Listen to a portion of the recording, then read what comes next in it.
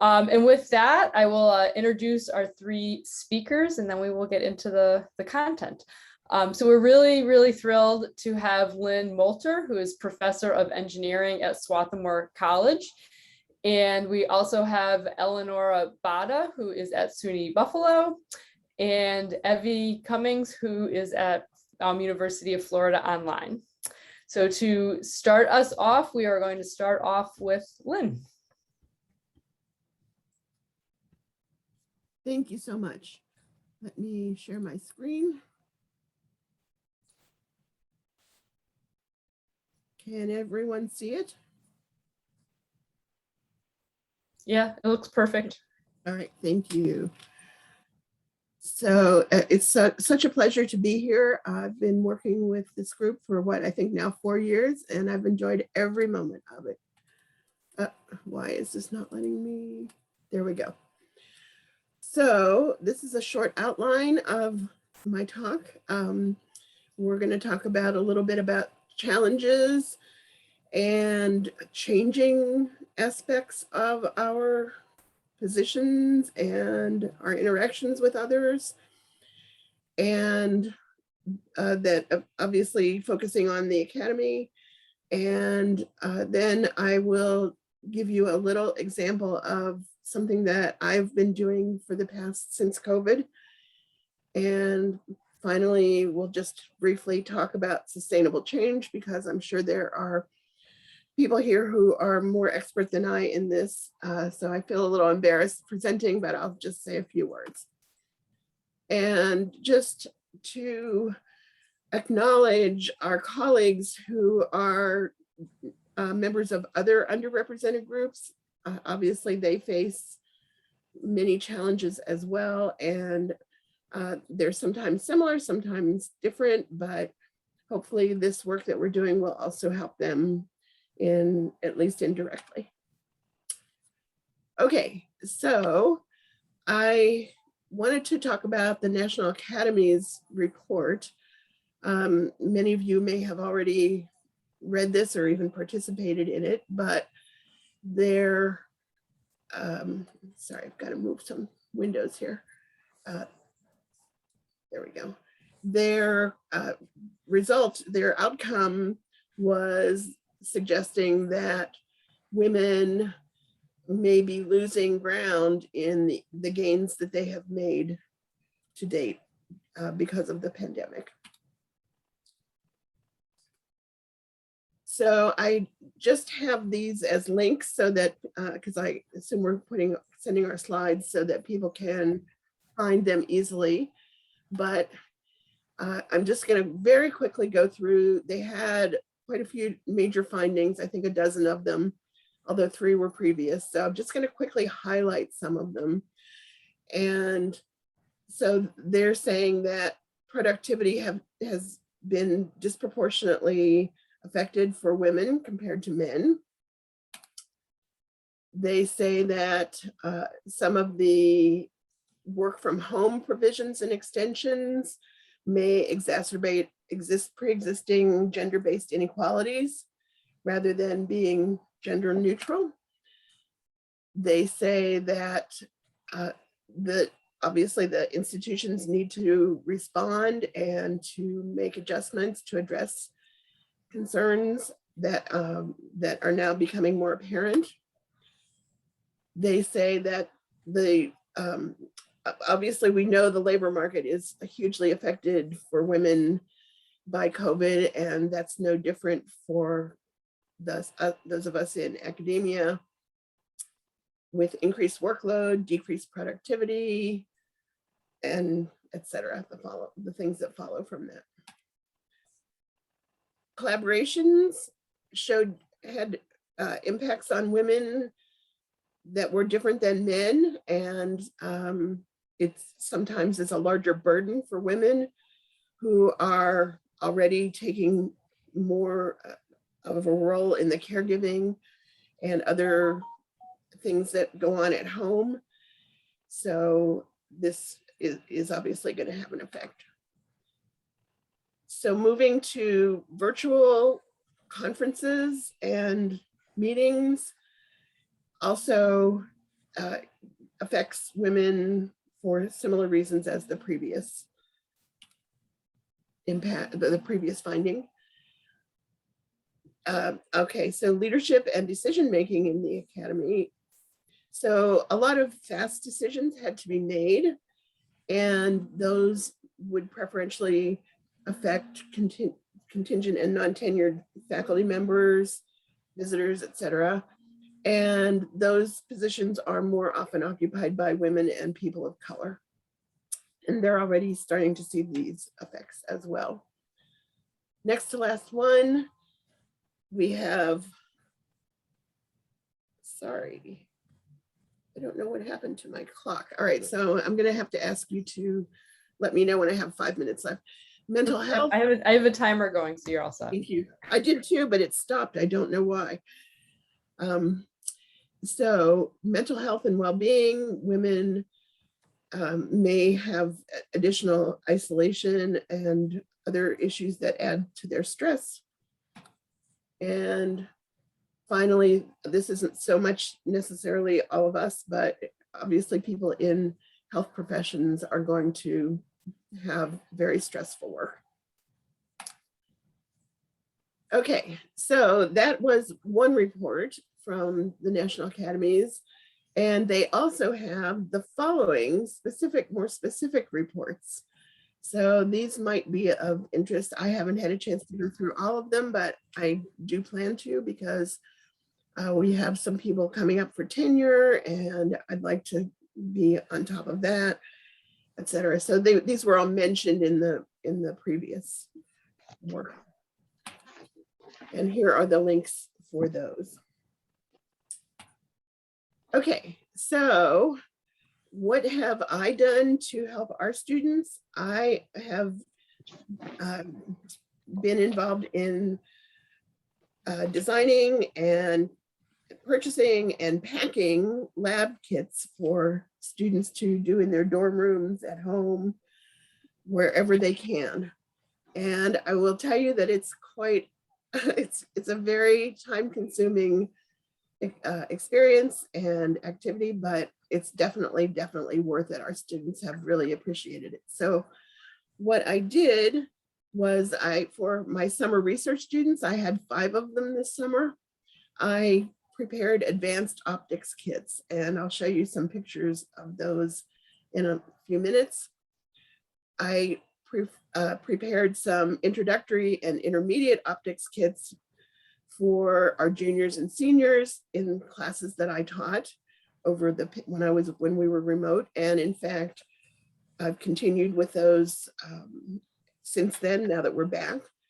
And we sent electronics kits to our first and second year course students. And they too were pretty extensive, because you have to send everything, right? You can't assume someone has a wire or a screw or anything. And finally, I have an outreach course for non-majors that I also taught, and it's called it's really about the cooking and, the engineering and science behind cooking and food.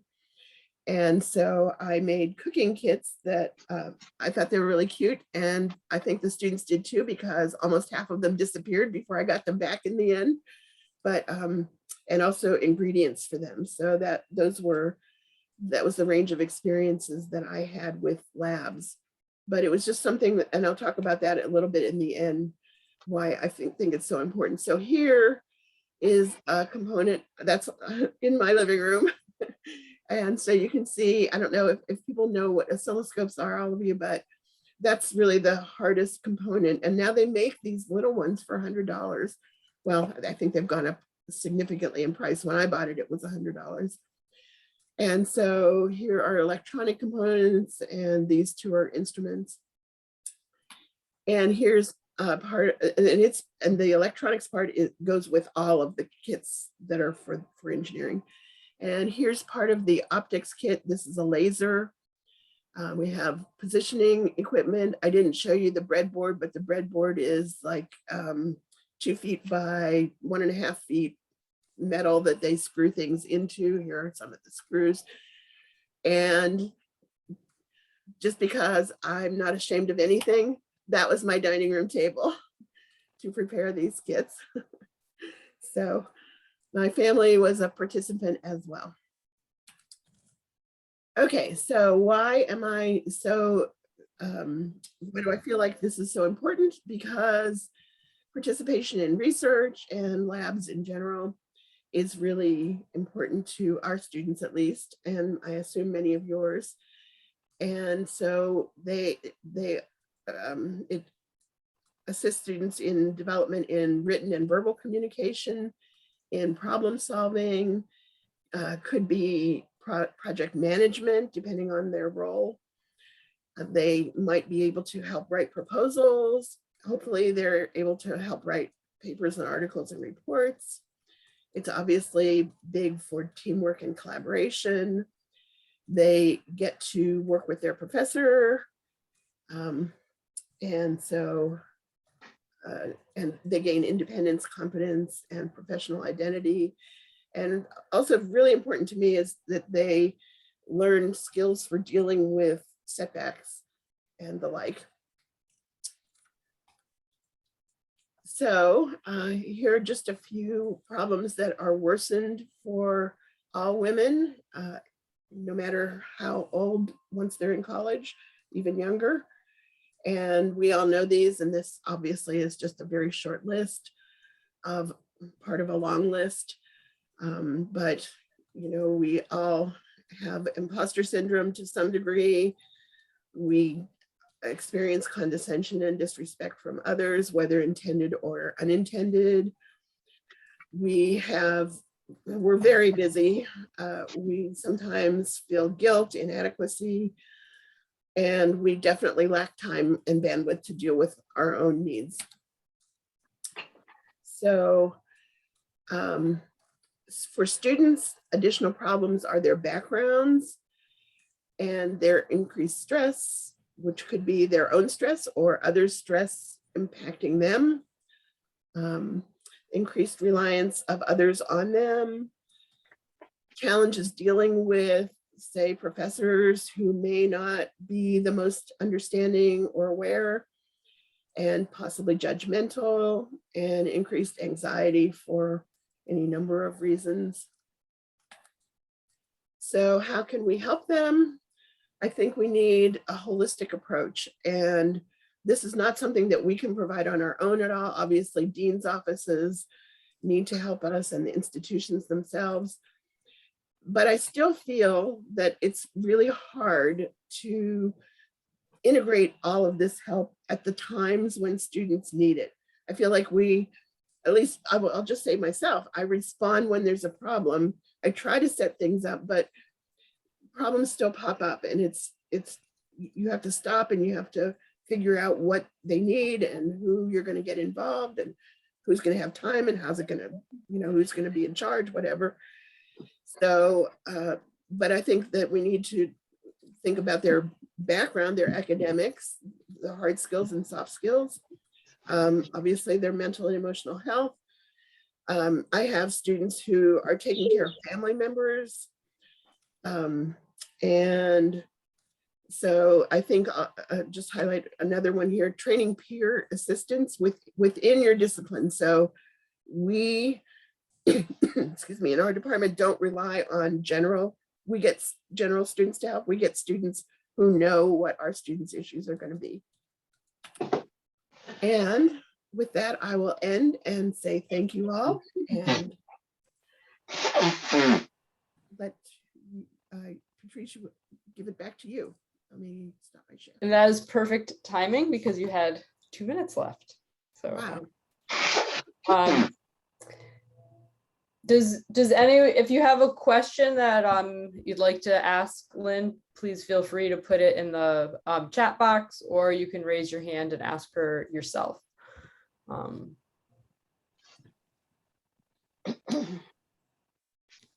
But thanks for sharing all that information, Lynn. Have you seen anything, any successes around like actual like structural changes or changes to the system that that might help support some of these like initiatives and things that you mentioned? I have not, but I don't know if people would have had really, they probably had time to start making them, whether they've had time to actually report them. Mhm. I mean, all that I don't know, but I'd be happy to look into that and see if what I can find. Okay, great, thank you. Let me just check the chat again. Okay, well, if any questions come up, like I said, we will have time again at the end for additional questions. So thank you again, Lynn.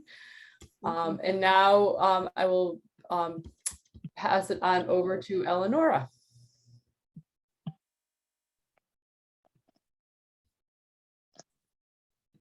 Hi. So I'm going to share my slides. Do you see them? Yeah, as you know, I don't have a lot of slides. I'm looking at like this, it's more conversational. What I can do is start out by like telling a little bit about myself and how my background, I hope, helps me addressing a diverse population of STEM students, and we can go from there regarding online learning and what we can learn from it for the future, and maybe even blend it in-person learning, which is what I hope we can do. So I'm an assistant professor in mechanical engineering at UB. This is my third year. So most of my experience as a university professor was really within COVID, which has been interesting and weird because, for example, my first PhD student started during COVID. So I've only met him this last September. That was really interesting to do, I suppose. So I come from Europe, from Italy in particular. So I had my bachelor and master's at Politecnico di Milano. During my master's, I've actually always been really interested in languages and meeting people from other countries. So during my master's, what I did was a semester abroad within the European Erasmus exchange. So I was for 7 months in France at Sovero. And I also did a double degree with Politecnico di Milano and a joint program that is called Alta Scuola Politecnica, that brings together students from Milano and Torino and international students, and has like summer schools and winter schools on design, innovation, patents, and so on. After that, and starting from my master's thesis, I kind of moved to North America. So my thesis was at UC Irvine.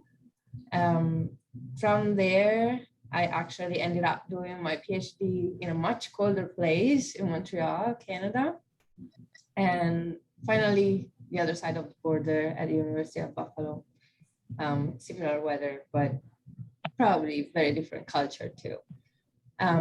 So I really think of my education and career after here as really international. And what I hope is that having experienced different learning ways or pedagogical approaches, I can try and put some parts of it together when I try and teach students and mentor them.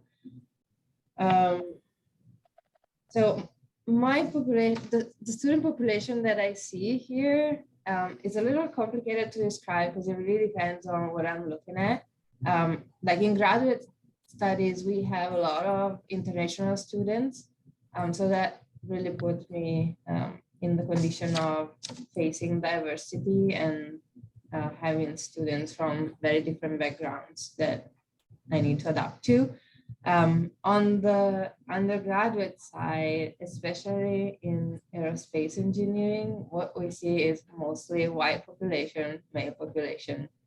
And there is some diversity, but I wish that we can increase minority participation and enrollment in those areas. So I hope that we can make it easier for them to come into the profession and really excited about it so that they can stay in the profession and finally be mentoring and examples for other students. So for this webinar, really I was asked to talk a little bit about how transitioning to online for COVID was for me. And what I can say is it was really, really, really stressful. And it's probably was what most teachers have experienced, not having really had any online training before. Or, I mean, we do use tools. We have used Skype. I use WhatsApp and Zoom every day now to talk to my family in Europe. But this is not the same as teaching to a class, especially a large class online. And especially not the same because students did not choose this. So they even started with, like, really, I don't want to do online learning. I paid and I signed up for in-person experience. So we really had that issue of trying to meet student expectations while doing our job and ensuring that we can teach the content and try to also leave the anxious situation that we all were in COVID, right? The good part for me is that at the time that COVID hit and we had to transition in 1 week to online learning, I was fortunate to be teaching an undergraduate class that had multiple sections. So it was me teaching a section and then 2 more professors who taught 3 more sections. So as a team, we kind of addressed this together. Everyone studied what could be done. So Zoom, OneNote, and different tools. And we experienced or experimented with them a little bit, and then we came together and chose what we wanted to do in our classes. We ended up doing different things in our sections, but altogether, I think it really helped to compare our experiences, even going along during the semester. Personally, and I think this is true for several of the teachers that I know. What I believe is that I learned a ton during our online transition. And what I'm trying to do now is to leverage what I learned in the in-person classes. I want to share a little bit what I have done up to now, and I would really be interested in a conversation about other things that can be done with the tools that we have learned. So personally, the way that I started, or the way that I chose to do online learning was by trying and give the students an experience as close as possible to the in-person experience, just because that's the type of experience that they wanted. So what I did was, instead of having in-person classes, I had Zoom lectures, but similarly to what I was doing in class. So in class, I would be using the document camera, and I discovered that you can use EndNote and share the screen with Zoom, and that worked great for me. So I had the students live in class, and I would give lectures, not on the whiteboard or Blackboard, but on OneNote with Zoom. So what I do now is actually continue that without Zoom, because I don't have remote students anymore, but I still use OneNote instead of the document camera, which is making my life much easier in several different ways. So one thing that I am able to do now is I can create easily handouts for my students. So I copy paste images so that, for example, in orbital mechanics, they don't have to draw plots on their own. They have them on paper already when I hand the handout, and they can follow better the class. So I'm thinking that this is creating much more engagement and student being awake. during the class. Also, it's very easy to modify, just cancel parts of it and reuse. Even solutions for homeworks, I'm able to change or tweak the homework of last year or 2 years ago and change it a bit and reuse part of the solution instead of writing the whole solution from scratch.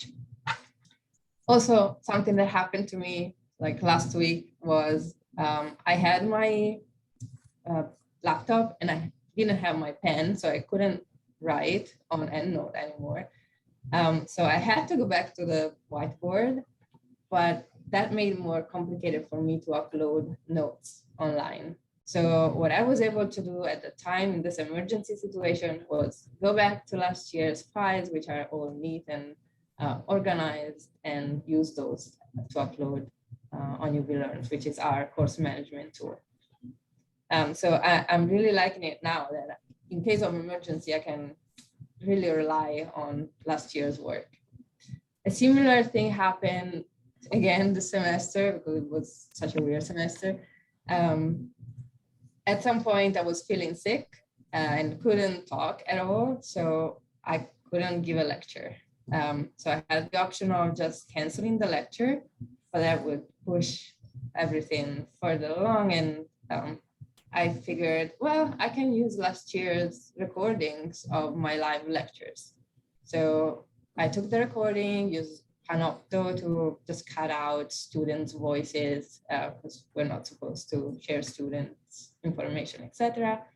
And I was actually able to give the students those videos to substitute the live lecture, and then just have a quiz to check that they did actually look at the video. So again, this allows us to reuse the materials in case of emergency. And what I'm thinking, based on this emergency situation that I've had, is that I want to try and introduce the classroom at some point next semester. So try and upload the videos for students to watch at home, so that we have more time in class to answer questions or do exercises, because we never have enough time in class, I feel. Finally, one thing that we heavily use is UVLearns. That's our course management tool based on Blackboard. I was using it already just for announcements and assignments and sharing files. But what I'm using it now, apart from this continuous sharing of materials to the students, is also assignments for managing deadlines, so that I can change deadlines and students get notified. Very useful for getting anonymous feedback. There are ways that you can ask for feedback, like, for example, what I do is, what would you like to review in the review session before the midterm?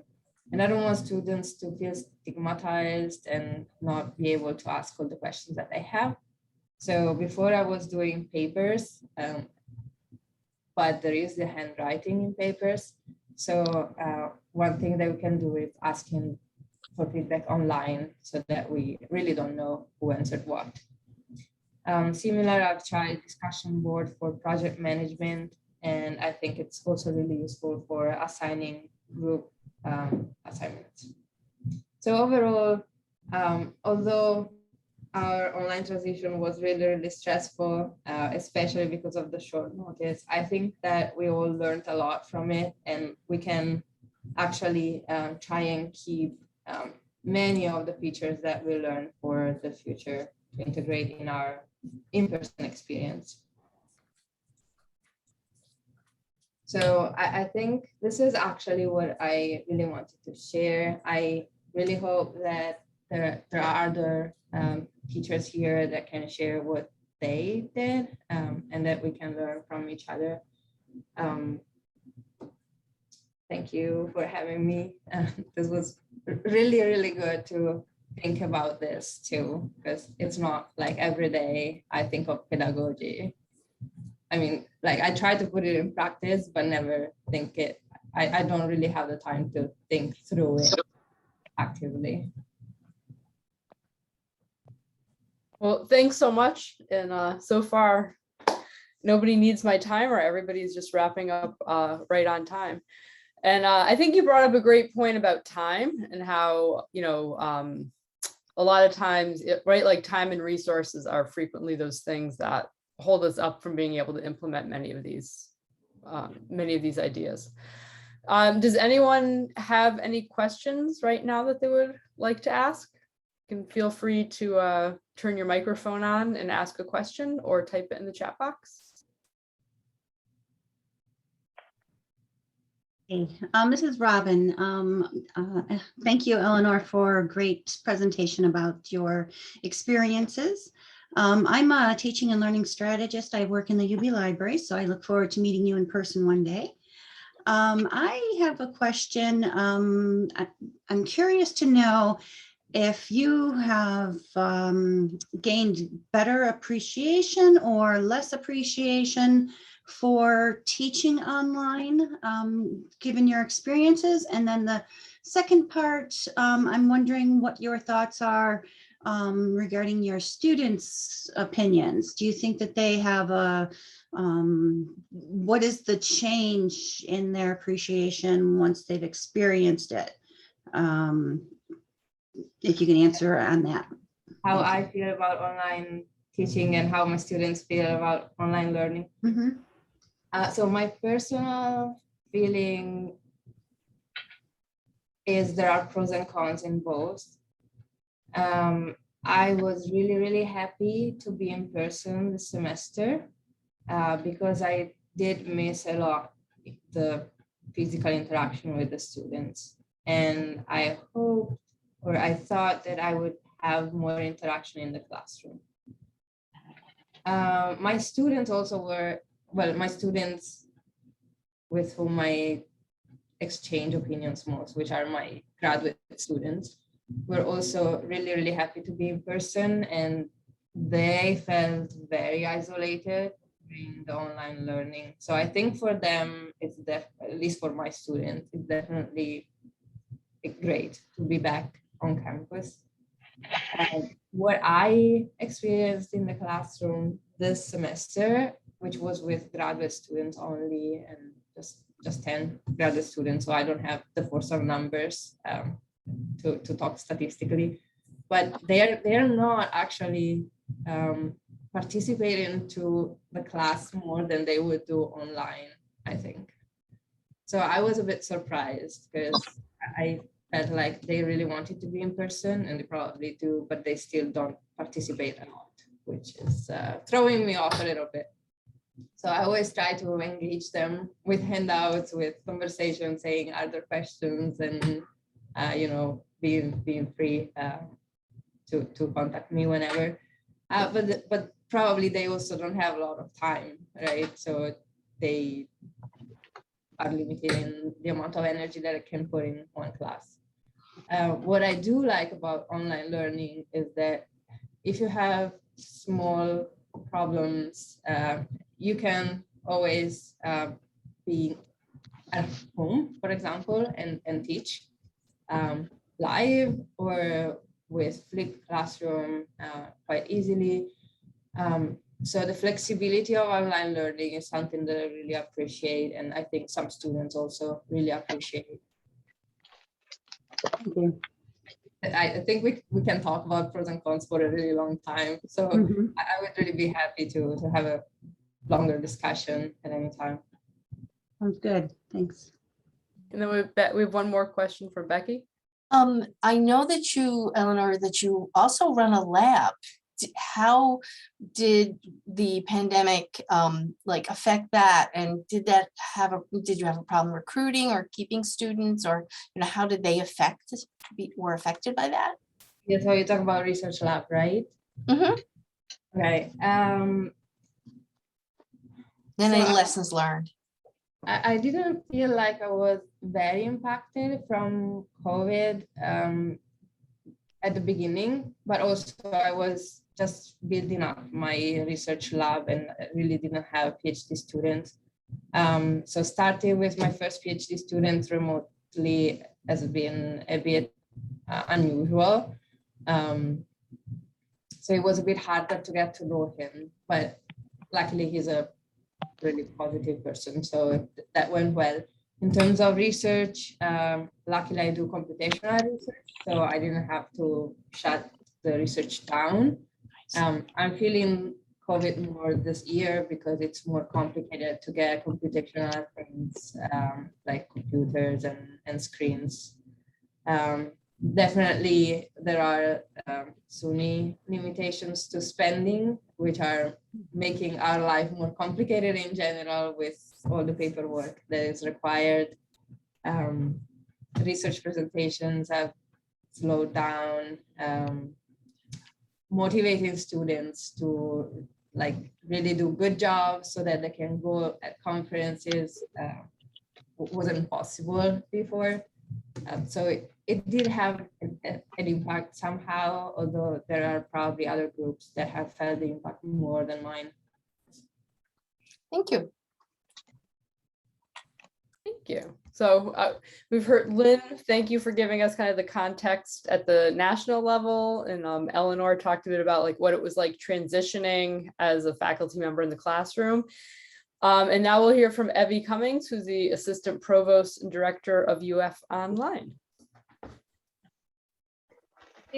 Just switching over here. So can you see my screen okay? Looks great. Okay, great. So hi from Florida. Thanks for inviting a zany Southerner into this forum. I'm delighted to be with you. I'll share my perspective on a few levels. One is hearing faculty report the struggle during the pandemic of shifting online just always makes me cringe and sympathy. You know, there's so many things. I know you have colleagues that have taught online for years and teams here that have focused on online learning. There's so many things that we could have done better to help faculty transition to what I call emergency remote during the pandemic. So it's my hope that going forward, we'll see better connective tissue between the lessons that have been learned from those that have been delivering online pedagogy for a long time, and the folks that were thrust into it, and like you said, Eleanor, no one signed up for it, but certainly as we move forward, I think we can be stronger together. The little gator emoji there is a little shout out to our mascot. We're kind of obsessed with it, so go Gators. I have to say that first, that's part of my job. So why do we think about online STEM? So it's kind of bridging what Lynn was saying and Eleonora, which is we have an access problem at our universities affecting actually a lot of women, and especially women raising children, student parents, majority female, single parents, majority female. So as I look at the issue of women in STEM, I look at it in terms of how are we ensuring equity of access to STEM careers for everyone, including women, and especially now. So this is our philosophy here. Everyone should graduate from high school and have an opportunity to go to college. College isn't the only path, but it's the best path for the vast majority of the best jobs. But we certainly know there are other paths besides college. I really, on the second bullet there, want to see more from top research universities like all of ours. I think we should be hubs of learning, discovery, debate over a lifetime, and that's going to include modern formats. I put debate in there because I don't know if you've ripped from the headlines, heard about University of Florida and academic freedom. Just going to give a shout out there. So ripped from the headline.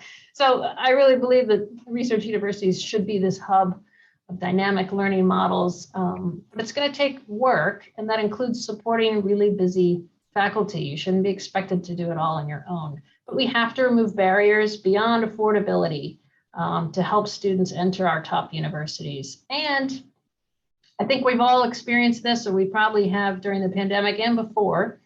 Life is long with many chapters. Universities and employers now must merge into that dynamic in each of our lives and not expect us to only focus on work or only focus on school or undervalue our time by making things so incredibly hard to navigate, from paying your bill in college to registering for class to trying to take a class at night and go to work. There needs to be some recognition of the fact that we're all leading dynamic lives. Many of us are also caregivers. And so how are universities going to adapt to embrace the whole student? this is just a shout out to my home state where we are seeing these challenges most acutely. So this is another call to action for research universities. Our state of Florida has been hit hard with job losses. You might see Florida in the headlines for other reasons, but the reality is we still have about 3 million adults in Florida with some college credit, no degree.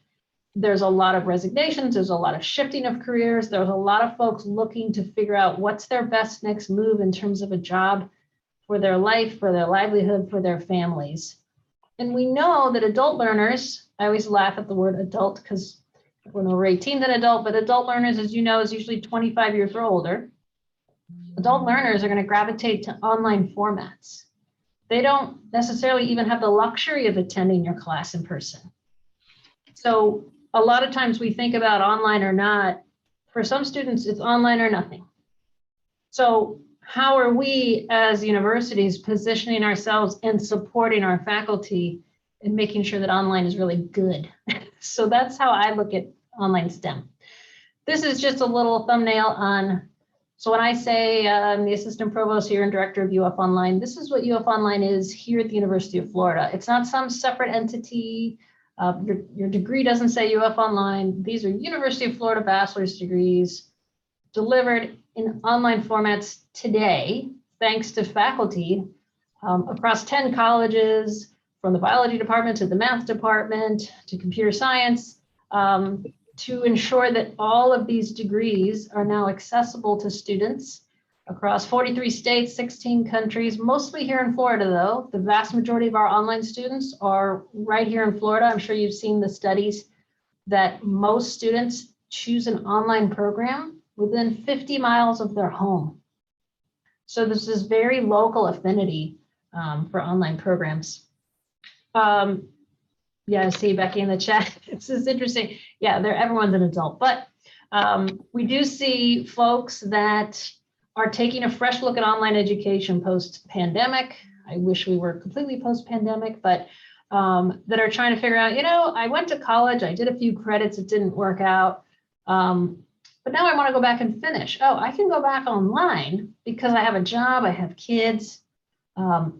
So what are your degrees? And they'll look at lists like this and they're trying to think about, okay, well, which degree would get me into the career path for me? So I wanted to just talk a little bit about STEM labs briefly. When the pandemic hit, I run a task force here across the Florida State University system that pre-pandemic was looking at STEM labs for online students, meaning how are the four-year universities across Florida figuring out how to do chemistry, physics, biology, entomology, you name it. And the focus we always had pre-pandemic was not how do we make labs go online? It was how do we ensure that our online students have access to the best labs? Those labs for online students today take many forms. I have this slide here, borrowed from a colleague, Emma Brady, because some folks are like, you can't really do that online. And so this kind of breaks down. So what actually do we think about when we're talking about undergraduate STEM labs? What is a lab? And you might be surprised if you start to break it down. This one specific concept application, you probably also required your students to do some data collection, analysis, synthesis, communication, working in groups. And they're emerging with lab and field skills, performance skills, pipetting and microbiology. The Bunsen burner, our chemistry faculty always talk about how they really want students to have the smell of the Bunsen burner. So as you start to look at specific labs, you might find that some of them can be done with online tools and communication. But we talk about STEM labs at UF Online and across our system here in terms of a multitude of formats.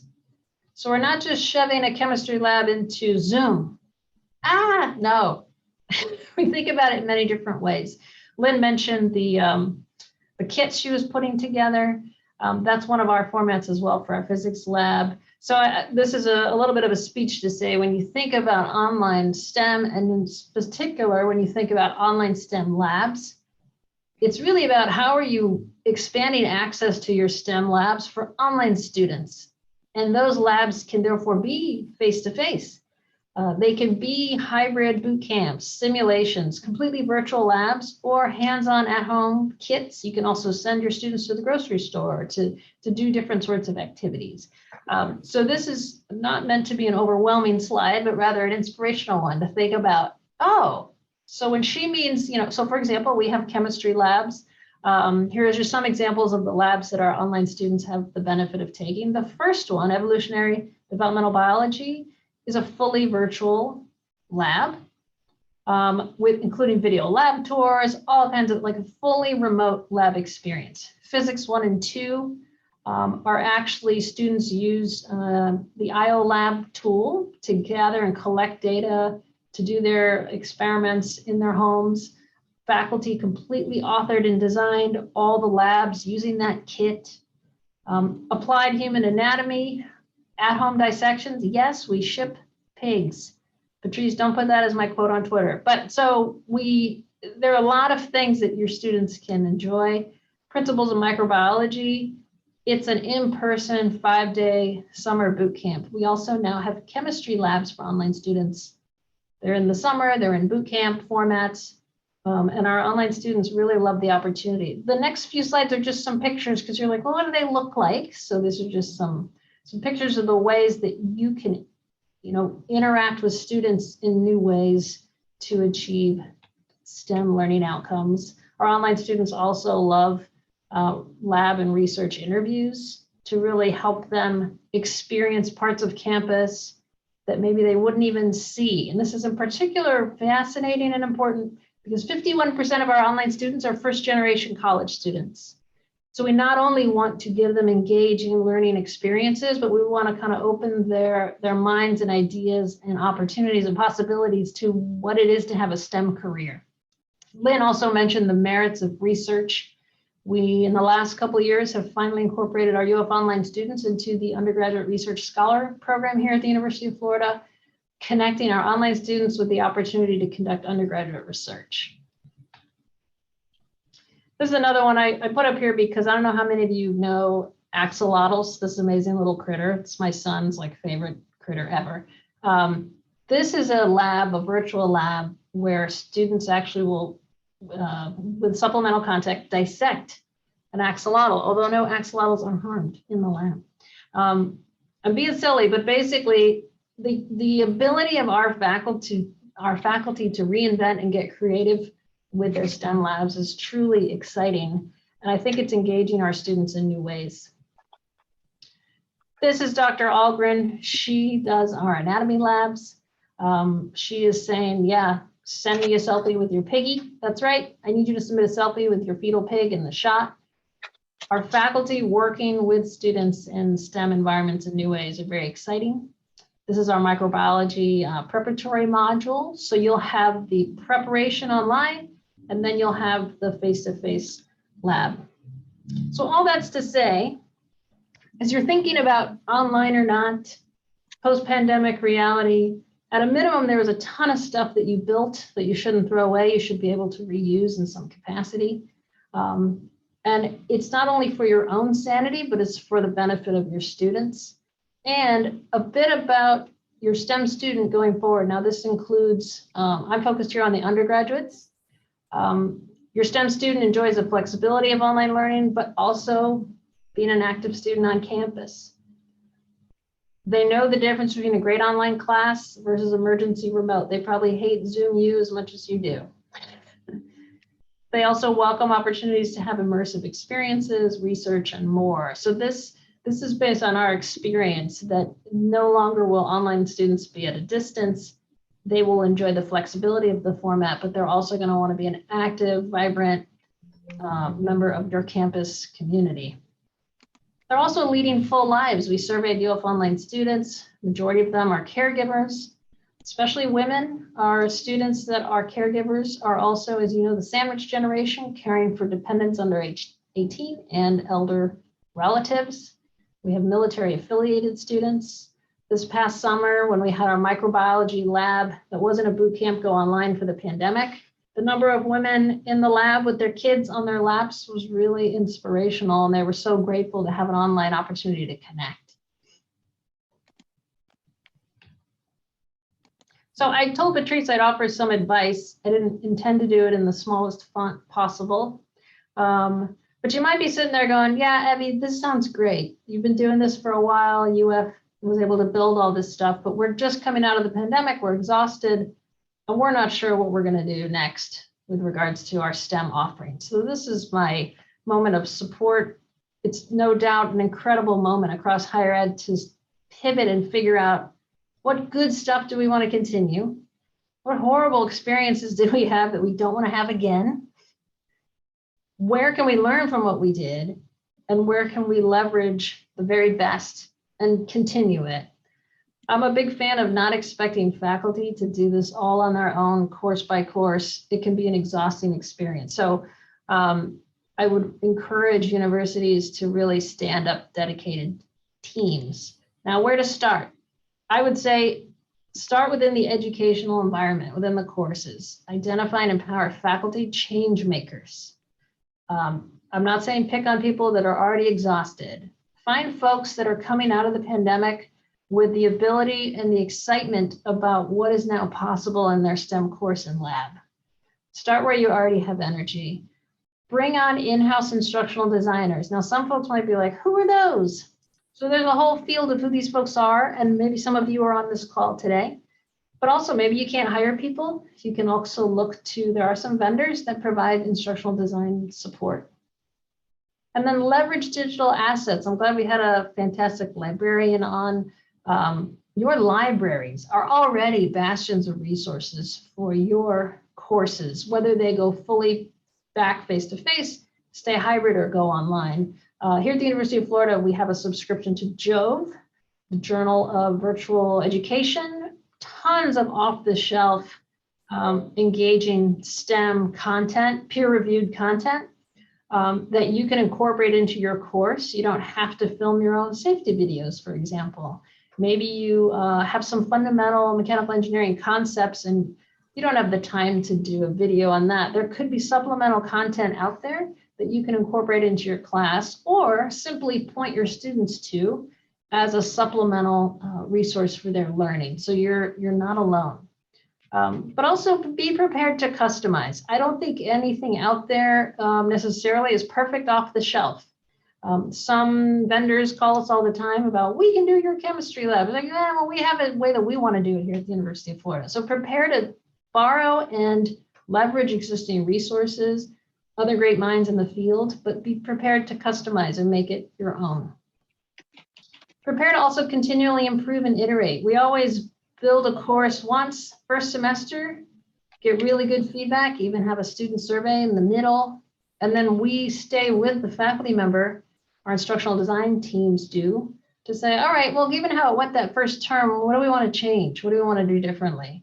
And then, maybe next year we can think about doing this. So these online environments with the right support should be really dynamic, evolving spaces based on your own preferences, your own experiences, and also the experiences of your students in the class. Look to other models. One thing we're doing across the state of Florida, especially during the pandemic, we kind of got the administrators like me out of it and just started connecting faculty by disciplines. All the chemistry faculty were grappling with how to do certain things in an online format.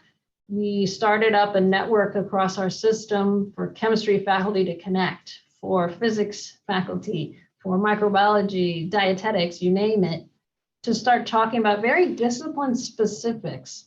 Then mechanical engineering, just to pick on mechanical again, like, so how are you doing this? So I think within discipline conversations are another great place to start.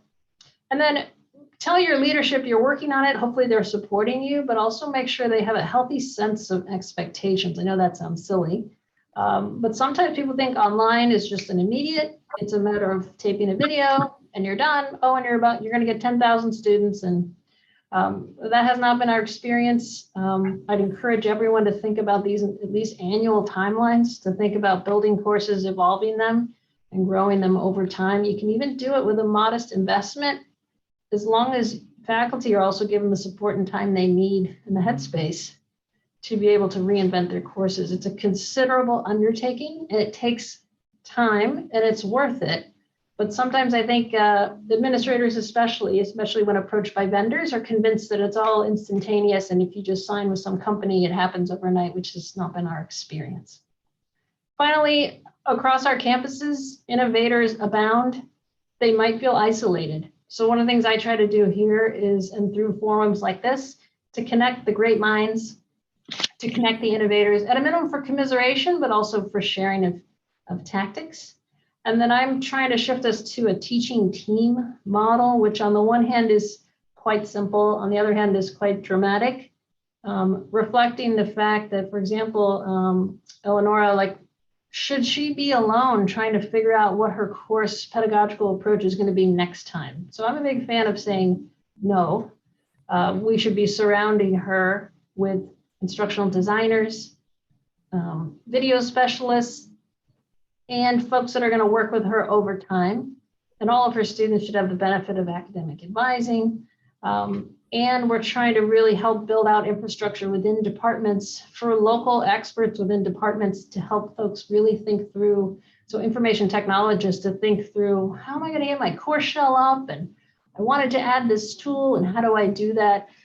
So I think this kind of team framework is a bit more realistic. So we don't just put it all on the shoulders of faculty. My husband's a biology professor. I would not expect him to know about the latest way to do student surveys or PlayPosit that lets you ask questions in PowerPoint. He's too busy being an epidemiologist. So how are we giving him a team of resources to bring his vision to life for his course? That's kind of how we think about it here. So that's all I wanted to say. I'm also happy to take questions, and thanks for listening.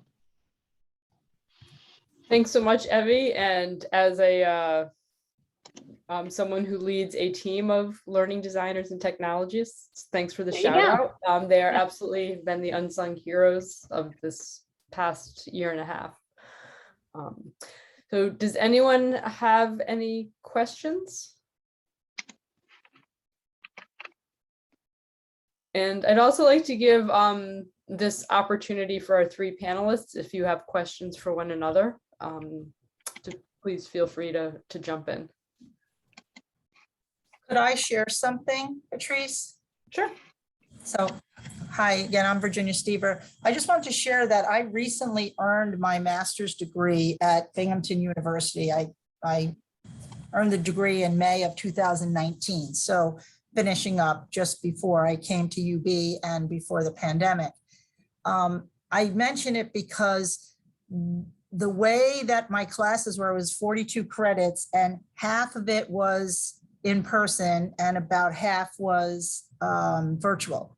You know, they offered, because the program was a master's in public administration and it was geared towards, you know, recent college graduates. There were even accelerated combined bachelor MPA programs, as well as geared towards the working, you know, the workforce already. So that's where the courses were offered in the evening and they were online. But, you know, all of that, plus the fact that I'd worked online previously completely for 10 years, really made it fairly easy for me to adjust to the virtual work. But each one of those courses, everything was different. It was like, I think I took 5 or 6 online courses during that time period, and every one of them was different. Some used Zoom, some used this, some used that. It was, but my suggestion or thought is to look at some of the master's levels programs that are geared towards working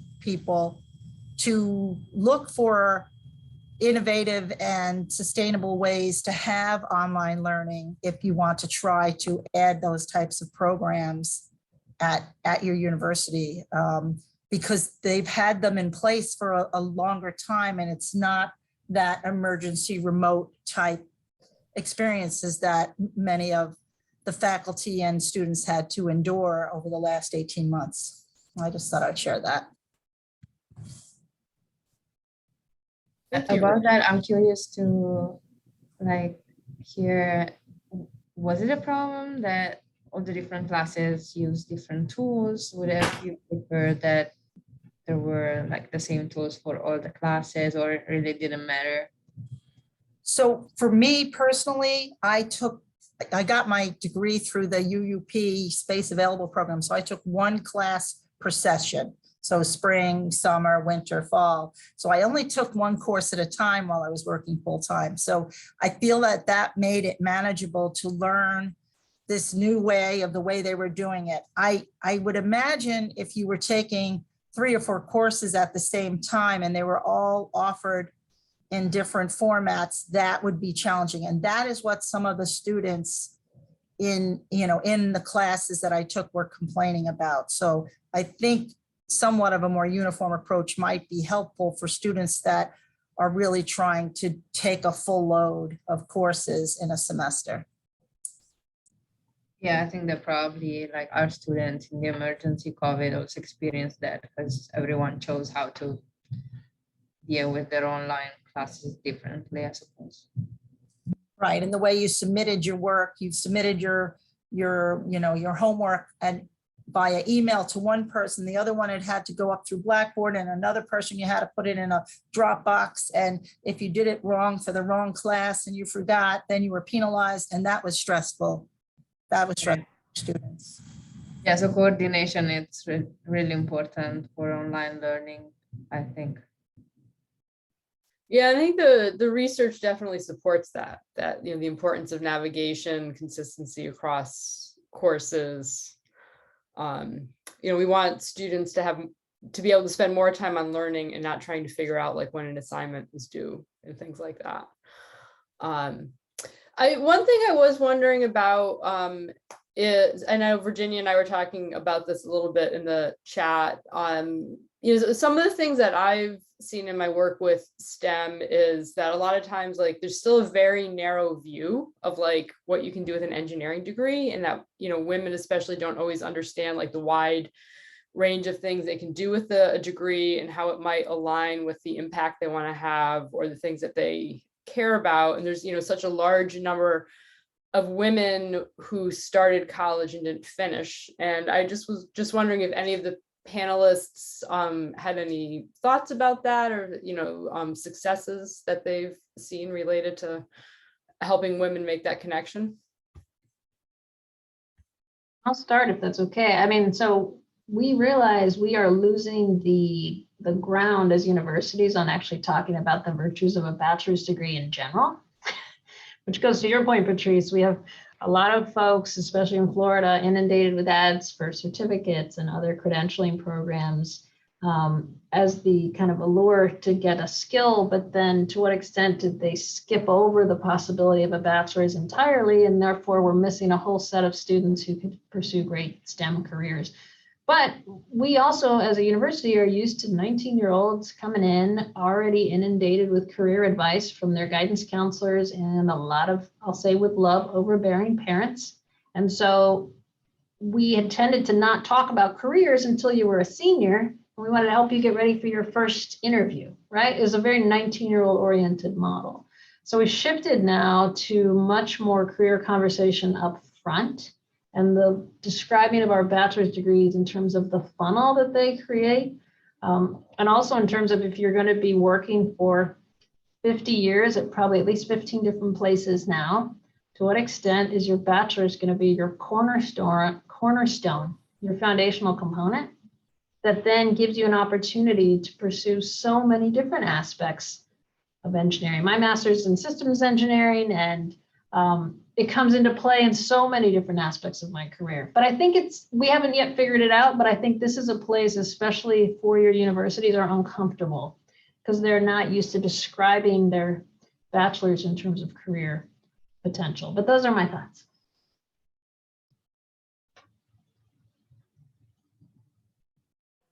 I think there's something that we can do in the classrooms as well. And I'll just use my daughter as an example. She is totally not, excuse me, into science and math. She struggles with it, but she also was just not interested in it. And I said, so if I asked you if you cared about figuring out where to drop a bomb to do the most damage you wanted to do, excuse me, would you be interested in doing that? And of course she said, no, I don't want to do that.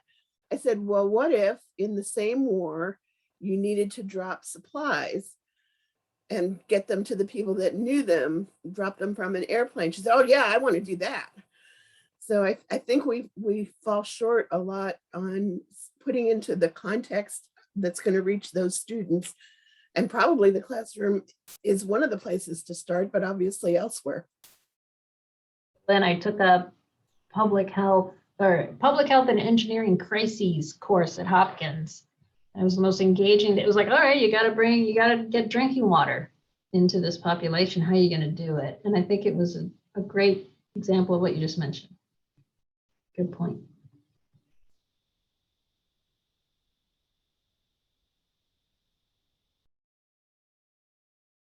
So I have a question for the attendees. Do any of you have particular advice for the rest of us that you might be interested or willing to share?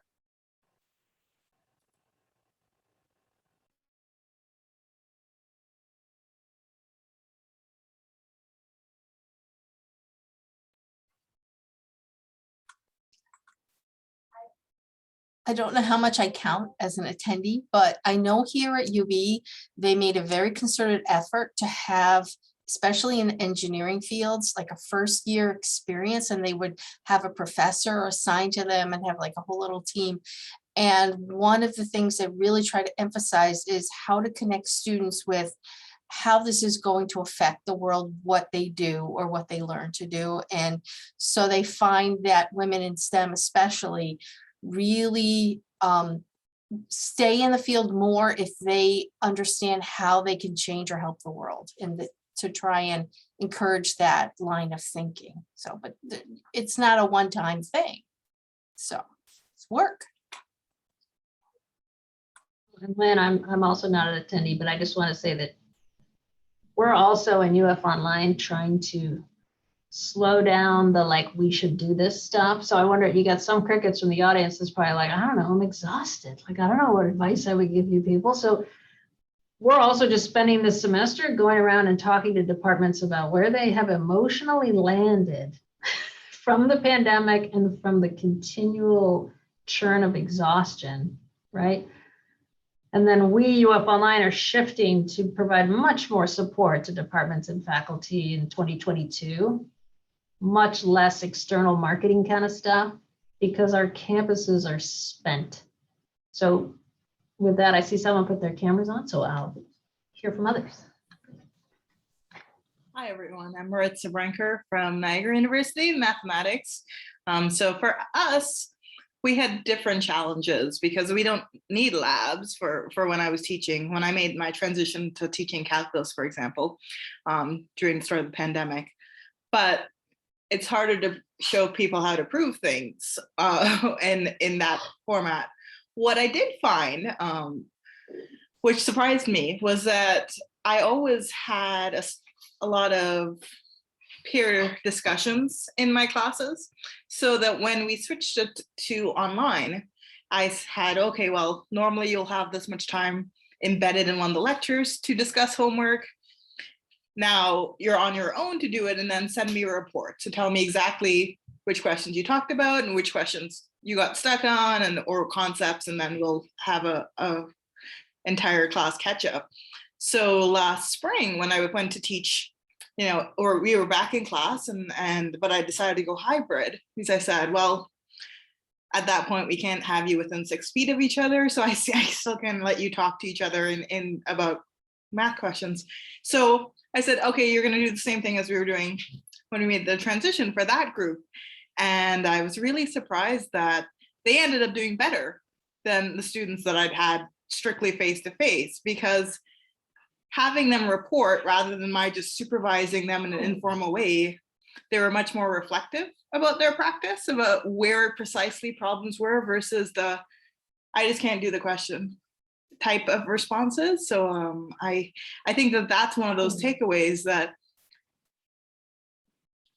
while it's good to be back face to face, keeping the flexibility of the online tools, and not, rather than saying, okay, well, now we have the freedom to go back to the way we used to. I think that's something that faculty, at least for mathematics, that we have to be open-minded about. say, we made these adaptations and it's students, because the other thing I've noticed is that students, they struggle, like Eleanor was saying, they struggle on focusing completely and engaging completely face to face because they got used to multitasking when they were online, that nobody was there to glare at them if they were checking their phone while watching your video lecture, etc. So that now expecting them to give you 100% of their attention when you're lecturing in a classroom may be too ambitious. They don't have the endurance anymore in the same way. So we have to adapt and meet them there, I think. So that's my takeaway from my experience. That happened to me personally, sitting in a room for a speech.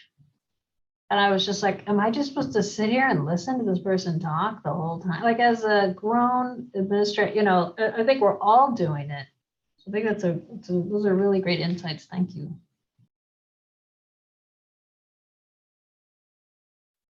Yeah, I'd be very interested to see the research that comes out on that area. We have this kind of partial divided attention because of the past year and a half and the way we've been interacting.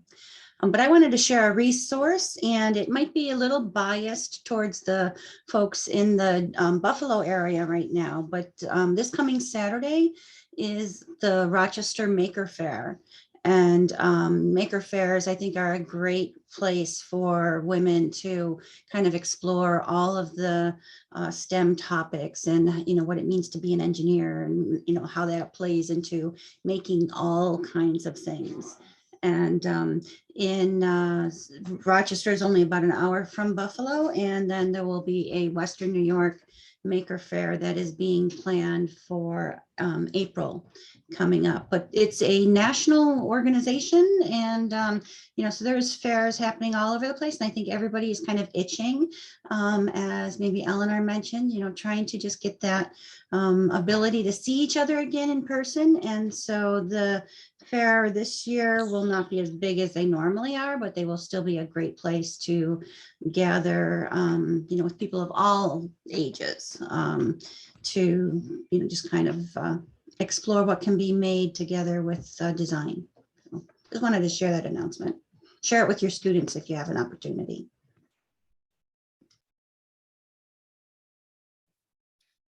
Hi, I'm Chris from Hampshire College in Massachusetts, and I just wanted to quickly share, building on some of the things that that others have said about bringing forward. And one of the things I really learned, or that I'm carrying forward, is how to connect as a community. I spent a lot of time last year when we were online. How do you connect as a community, both asynchronously and synchronously? And so many of those things I've found students really liked and carried forward. And one of the examples is I started using Perusall. I don't know if folks are familiar with that. It's a social annotation tool, but it's for reading. So readings that I would have assigned in class, rather than having students read them on their own and submit reading responses or do a discussion board, they actually can read them together and post there's like a chat window, and students loved that. And it was a way that they could connect doing assignments outside the classroom. And so that's something that I have kept using, and it's more interesting for me as well. So as a benefit for both of us, in addition to things like I sent them weekly emails. So like looking forward, what are we going to be doing next week? A list, and here's the homeworks that are due. And then creating a running Google Doc of what we did in class that week. And it was a way to keep myself organized, but the feedback that I've gotten from students overwhelmingly has been how much they appreciate that and how much it's really helped them organize. And that's both like students with accommodations, students with, without that, they really found that as a resource. And I think I learned a lot more about accessibility, and some of the things that we were forced to do going online made me realize how to make more of my materials accessible. So I think those are really, really valuable lessons. But, and also thank you for this conversation. This was my first time with this group, and I really appreciate this forum. So thank you. Thanks for joining us and mentioning accessibility. I think that is, yeah, that's especially important. I'm interested, you had mentioned email, and I'm wondering, like, communication seems to always be like, like you're getting like communication from so many different places and spaces, and which is, I don't know, if the best. But I'm just wondering about how people are using, say, email tools like Slack versus like the LMS, and if you've found ways to make communication consistent across courses or successes as far as communication strategies.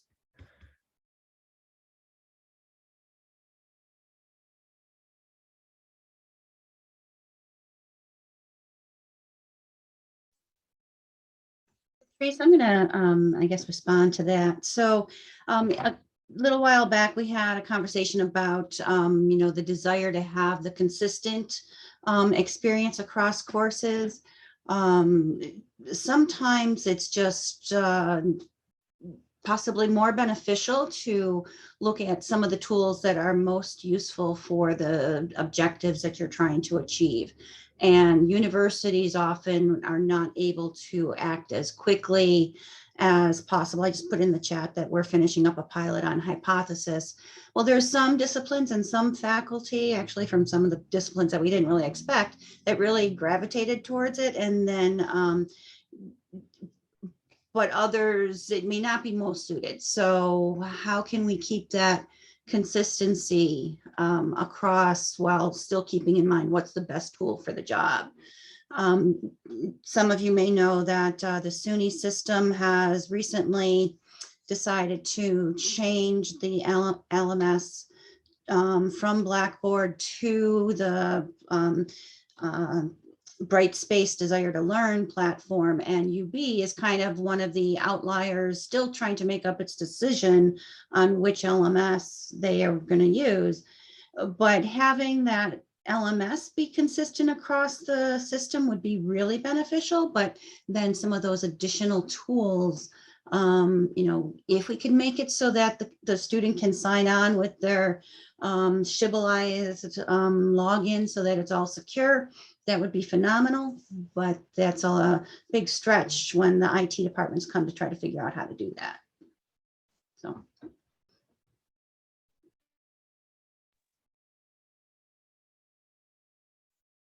Grace, I'll just add that outside the classroom, we know our online students don't use their official email. So we try to build human relationships with a dedicated academic advisor through GroupMe chats. And also we have a virtual campus called the Plaza, where we put all of the students in there and we try to provide key academic deadlines like register, drop out, all that kind of stuff, but also opportunities for research. And so then we've given them an app on their phone so that they can have an app, they can tailor their own notifications, but we have the ability to push out messages to them.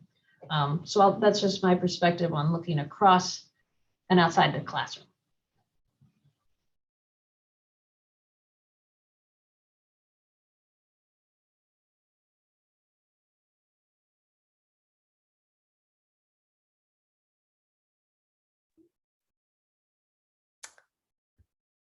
Any other questions or anything people want to share? I'd like to really just thank our panelists for joining us today for a really great conversation. And our next session will be in 2022. So we'll have information coming out on that session and the speakers for that session. So thank you so much, everyone, for joining us today. Thank you, Patrice and team. Thank Take you, care, everybody. everyone. Bye. All right, thanks. It was really interesting.